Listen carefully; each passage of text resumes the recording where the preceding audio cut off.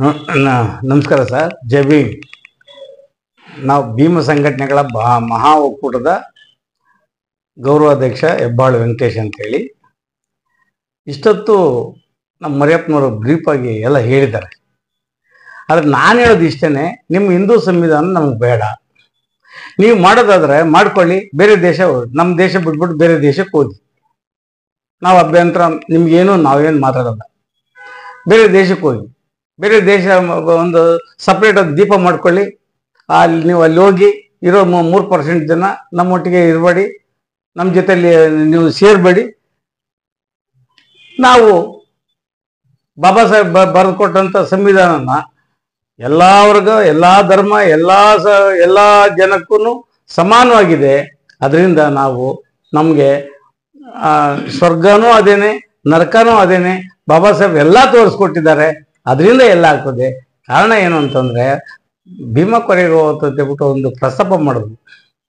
ಅವತ್ತು ಭೀಮಾ ಕೊರೆಗಾಂವಲ್ಲಿ 500 ಜನ ಮಹಾರ್ಸು, 28,000 ಜನ ಪೇಶ್ವೆಗಳನ್ನ ಹೊಡೆದಾಕ್ತಾರೆ, ಹೊಡೆದು ಮಲಗಿಸ್ತಾರೆ.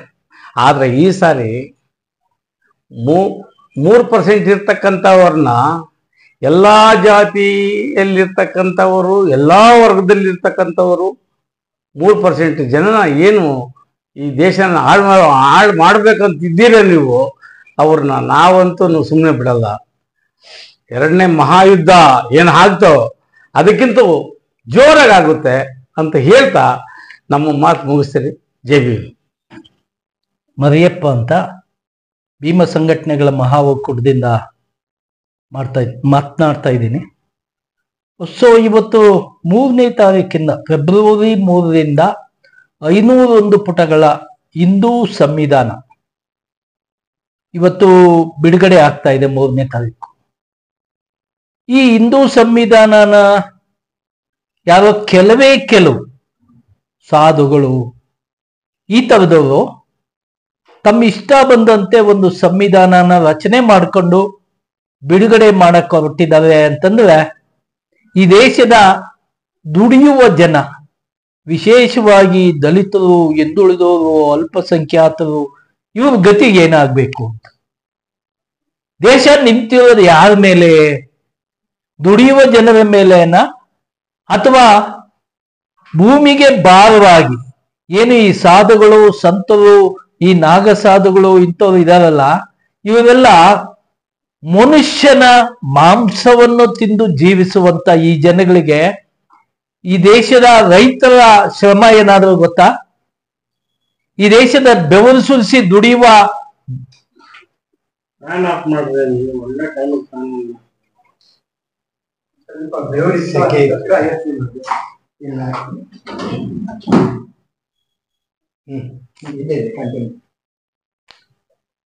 ದುಡಿಯುವ ಜನರ ಈ ಬೆವರು ಸುರಿಸಿ ದುಡಿತಾ ಇದಾವಲ್ಲ, ಈ ಜನರ ಶ್ರಮ ಏನಾದರೂ ಗೊತ್ತಾ ಅಂತ ನಾನು ಒಂದು ಪ್ರಶ್ನೆಯನ್ನು ಅವ್ರಿಗೆ ಕೇಳ್ತಾ ಇದ್ದೀನಿ.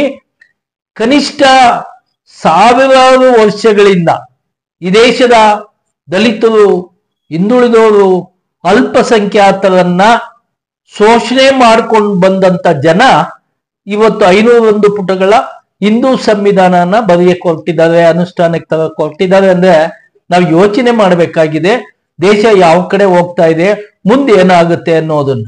ನಾವು ಅನೇಕ ಘಟನೆಗಳನ್ನ ಈ ಸರ್ಕಾರಗಳು ಬಂದ ನಂತರ ನೋಡಿದ್ದೇವೆ.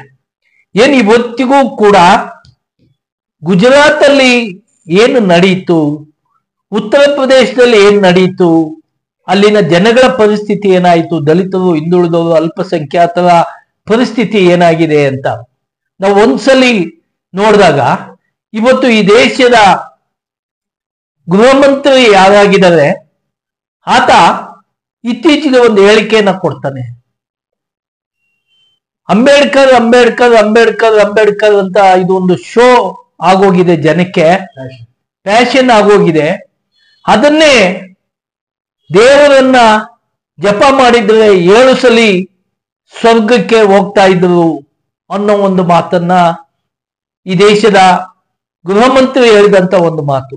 ನಾನು ದಯಮಾಡಿ ಆತನ ಒಂದು ಪ್ರಶ್ನೆ ಕೇಳಕ್ ಇಷ್ಟಪಡ್ತೇನೆ. ಆಧುನಿಕ ಇವತ್ತು ನಾವು ಏನು ಮೊಬೈಲಲ್ಲಿ ವಿಶ್ವದಲ್ಲಿ ಏನೇ ಘಟನೆ ನಡೆದ್ರು ಕೂಡ ತಕ್ಷಣ ನೋಡುವಂತ ಒಂದು ಪರಿಸ್ಥಿತಿ ಇವತ್ತು 5 ನಿಮಿಷದಲ್ಲಿ ದೇಶದಲ್ಲಿ ಏನ್ ನಡೀತಾ ಇದೆ ಅಥವಾ ಇಡೀ ವಿಶ್ವದಲ್ಲಿ ಏನ್ ನಡೀತಾ ಇದೆ ಅನ್ನೋ ತಿಳ್ಕೊಳ್ಳುವಂತ ಆಧುನಿಕ ಯುಗದಲ್ಲಿ ನಾವು ಬದುಕ್ತಾ ಇದೀವಿ.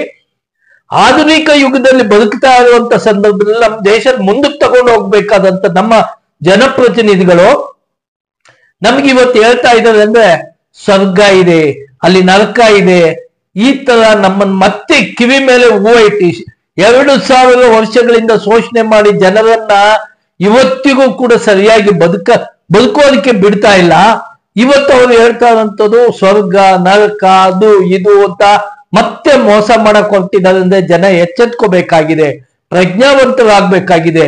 ವಿಶೇಷವಾಗಿ ಈ ದೇಶ ಉಳಿದಿರೋದು ದುಡಿಯುವ ಜನರ ಶ್ರಮದಿಂದಾಗಿನೇ ವಿನಃ ಡೋಂಗಿ ಜನಗಳಿಂದಲ್ಲ, ಅಪ್ರಾಮಾಣಿಕರಿಂದಲ್ಲ.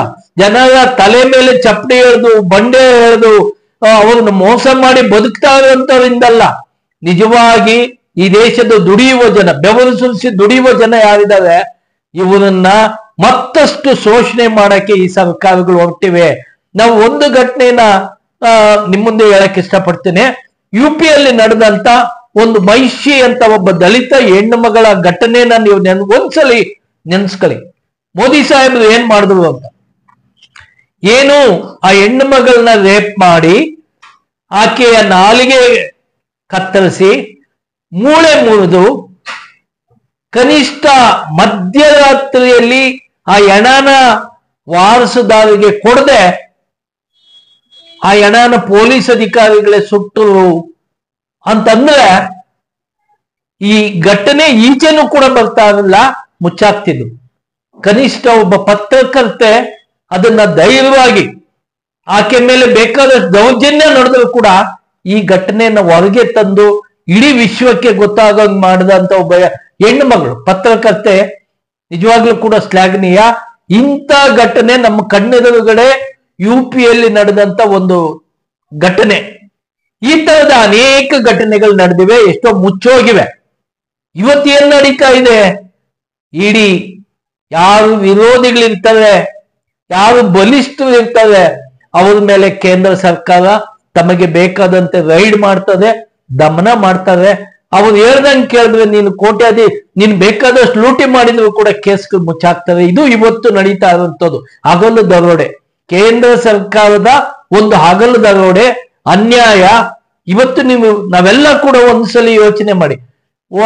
ಕೇಂದ್ರದ ಗೃಹ ಮಂತ್ರಿ ಈತ ಗುಜರಾತ್ ಅಲ್ಲಿ ಗಡೀಪಾರಾದಂತ ಒಬ್ಬ ವ್ಯಕ್ತಿ, ರೌಡಿ ಶೀಟರ್ ಕೂಡ. ಈತನ ಎಲ್ಲ ಕರ್ಮಕಾಂಡವನ್ನ ಮುಚ್ಚಾಕಿದ್ದು ಮೋದಿ ಸಾಹೇಬ್. ಮೋದಿ ಕರ್ಮಕಾಂಡನ ಇವತ್ತು ಈ ಅಮಿತ್ ಶಾ ಇಬ್ಬರೂ ಕೂಡ ಒಂದು ಒಕ್ಕೂಟ, ಅವರಿಬ್ಬರು ನಿನ್ನ ಸುಳ್ಳುಗಳನ್ನ, ನಿನ್ನ ಅಯೋಗ್ಯ ಕೆಲಸಗಳು ನಾನ್ ಮುಚ್ಚಾಕ್ತೀನಿ, ನನ್ನ ಅಯೋಗ್ಯ ಕೆಲಸಗಳು ನೀನ್ ಮುಚ್ಚಾಕು ಅಂತ ಇವತ್ತು ಗುಜರಾತನ್ನ ವಲಸೆ ಬರೆಸಿ ಅಲ್ಲಿನ ಜನ, ದಲಿತರು, ಹಿಂದುಳಿದವರು, ಅಲ್ಪಸಂಖ್ಯಾತರು ಬೈದ ನೆರಳಲ್ಲಿ ಬದುಕುವಂತೆ ಮಾಡಿದಂತವ್ರು ಗತಿ ಇಲ್ಲದೆ ಈ ದೇಶದ ಗೃಹ ಮಂತ್ರಿ ಮತ್ತೆ ಪ್ರಧಾನಿಯಾಗಿದ್ದಾರೆ ಅಂತಂದ್ರೆ ನಾಚಿಕೆ ಆಗುತ್ತೆ. ಒಬ್ಬ ಗಡೀಪಾರಾದಂತ ರೌಡಿ ಶೀಟು. ಅದ್ರ ಜೊತೆಗೆ ಇವತ್ತು ನಡೀತಾ ಇರುವಂತದ್ದು ಏನಪ್ಪಾ ಅಂತಂದ್ರೆ, ಯಾರು ಕನಿಷ್ಠ ಕಷ್ಟನೇ ಗೊತ್ತಿಲ್ಲದಂಥವ್ರು, ಯಾರು ಶ್ರಮನೇ ಪಡೆದಂತ ಜನ, ಯಾರು ಡೋಂಗಿ ಜನ ಇದ್ದಾರೆ, ಯಾರು ಜನರನ್ನ 2000 ವರ್ಷಗಳಿಂದ ಮೋಸ ಮಾಡಿಕೊಂಡು ಇಡೀ ದೇಶವನ್ನೇ ನಾಶ ಮಾಡಿ ಅಧ್ವಾನ ಮಾಡಿದಂತ ಜನ ಇವತ್ತು 501 ಪುಟಗಳ ಸಂವಿಧಾನ ಕೊಡುಗೆ ಕೊಡ್ತಾ ಇದ್ದಾರೆ ಅಂತಂದ್ರೆ ನಾವಿವತ್ತು ಕೇಳ್ಬೇಕಾಗಿರುವಂಥದ್ದು.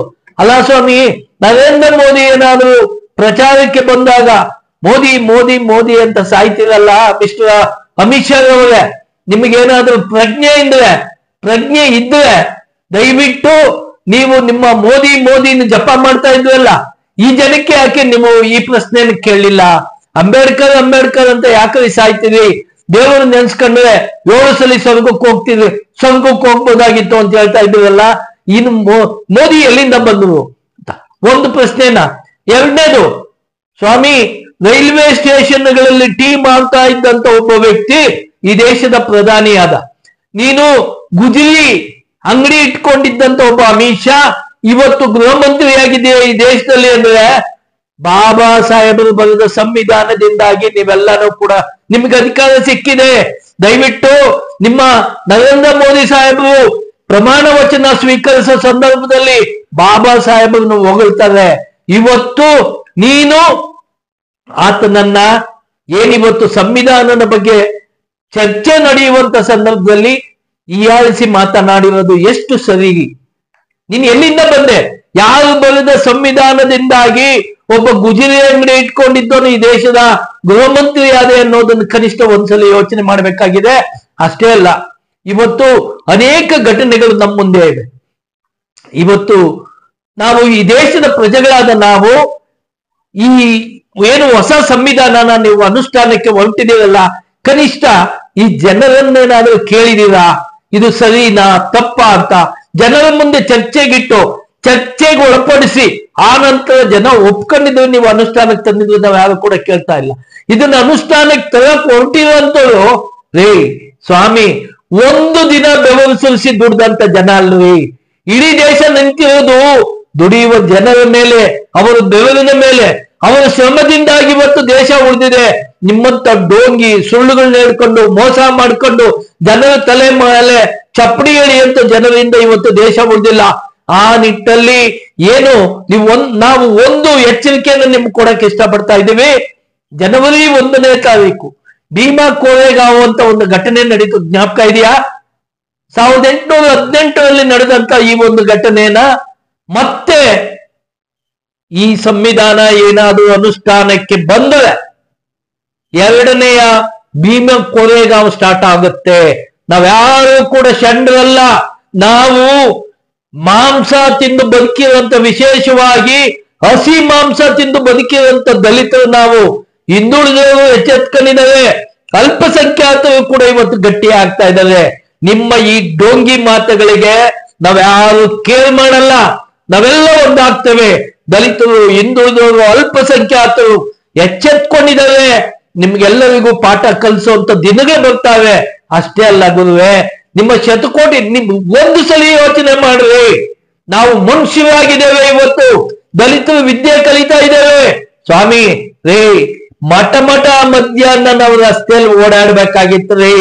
ಮುಂದೆ ಎಂಜಲುಗಿಬೇಕಾದ್ರೆ ಚಿಪ್ ಕಟ್ಕೋಬೇಕಾಗಿತ್ತು, ಹಿಂದೆ ಪಂಕೆ ಕಟ್ಕೋಬೇಕಾಗಿತ್ತು. ಗಂಟೆ ಶಬ್ದ ಕೇಳಿ ನಾವು ಬರ್ತಾ ಇದ್ದೇವೆ, ನೀವು ಮನೆ ಒಳಗಡೆ ಸೇರ್ಕೊಳ್ಳಿ ಅಂತ ನಿಮ್ ಬೇರೆ ಮೇಲ್ಜಾತಿಯವರಿಗೆ ಎಚ್ಚರಿಕೆ ಕೊಡ್ಬೇಕಾಗಿತ್ತು.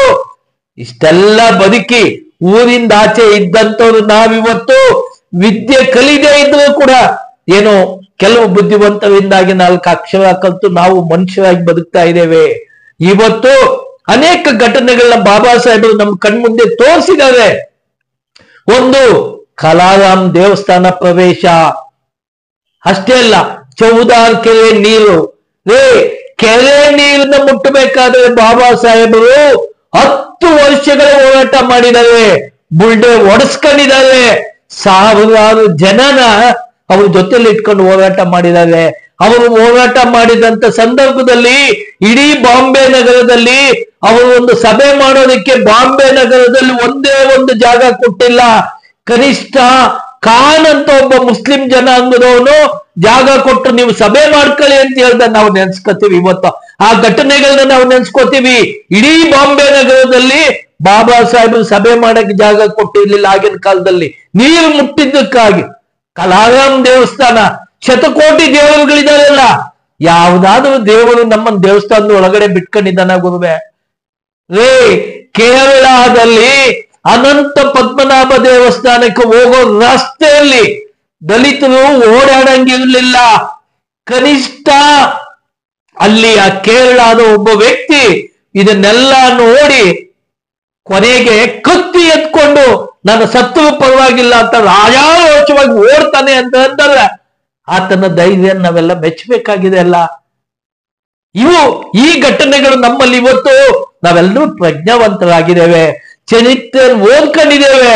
ಕನಿಷ್ಠ ನಾವು ಮನುಷ್ಯರಾಗಿ ಬದುಕ್ತಾ ಇದ್ದೇವೆ. ಯಾವ ದೇವರು ನಮ್ಮನ್ನು ಮನುಷ್ಯರಾಗಿ ಮಾಡಿಲ್ಲ, ಯಾವ ದೇವರು ನಮಗೆ ವಿದ್ಯೆ ಕಲಿಸಿಲ್ಲ, ಯಾವ ದೇವರು ನಮ್ಮನ್ನು ಸುಟ್ಟಾಕದವಾಗ ರಕ್ಷಣೆ ಮಾಡಿಲ್ಲ.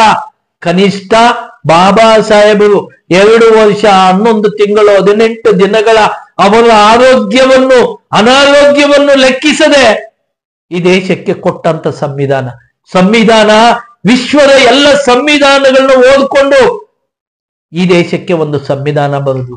ಸ್ವಾಮಿ, ನೀವು ಇದೇ ಬಿಜೆಪಿನವರು ಐವಲ್ ಜನ್ನಿ ಹತ್ರ ಇಂಗ್ಲೆಂಡ್ಗೆ ಹೋದ್ರೆ ಸ್ವಾಮಿ ನಮ್ ದೇಶಕ್ಕೆ ಒಂದು ಸಂವಿಧಾನ ಬರ್ಕೊಡಿ ಅಂತ. ಆದ್ರೆ ಅವ್ರು ಏನ್ ಹೇಳಿ ಕಳಿಸಿದ್ರು, ನಿಮ್ಮ ದೇಶದಲ್ಲಿ ಇದಾನೆ, ಹೋಗ್ರಿ ಆತನ ಹೋಗಿ ಕೇಳ್ರಿ, ಆತ ನಿಮ್ ದೇಶಕ್ಕೊಂದು ಸಂವಿಧಾನ ಬರ್ಕೊಡ್ತಾನೆ ಅಂತ ಐವಲ್ ಜನ್ನಿ ಸಾಹೇಬರು ಹೇಳಿ ಕಳಿಸಿದ್ರು. ಇವೆಲ್ಲವೂ ಕೂಡ ನಮಗ್ ಗೊತ್ತಿದೆ, ನಾವೆಲ್ಲ ತಿಳ್ಕೊಂಡಿದ್ದೇವೆ, ಕನಿಷ್ಠ ಪ್ರಜ್ಞಾವಂತರಾಗಿದ್ದೇವೆ. ಮುಂದಿನ ಭೀಮಾ ಕೋರೆಗಾಂವ್ ಯುದ್ಧ ಆಗೋ ಸಾಧ್ಯತೆಗಳು ಇದೆ. ಅದಕ್ಕೆ ನೀವೇ ಮೂಲ ಪುರುಷರಾಗ್ತೀರಿ, ದಯಮಾಡಿ ಅದಾಗೋದು ಬೇಡ. ಅದಾಗೋದು ಬೇಡ ಅನ್ನೋದಾದ್ರೆ ಈ 501 ಪುಟಗಳ ಹಿಂದೂ ಸಂವಿಧಾನ ನಮಗೆ ಬೇಕಾಗಿಲ್ಲ, ನೀವಿಟ್ಕೊಳ್ಳಿ.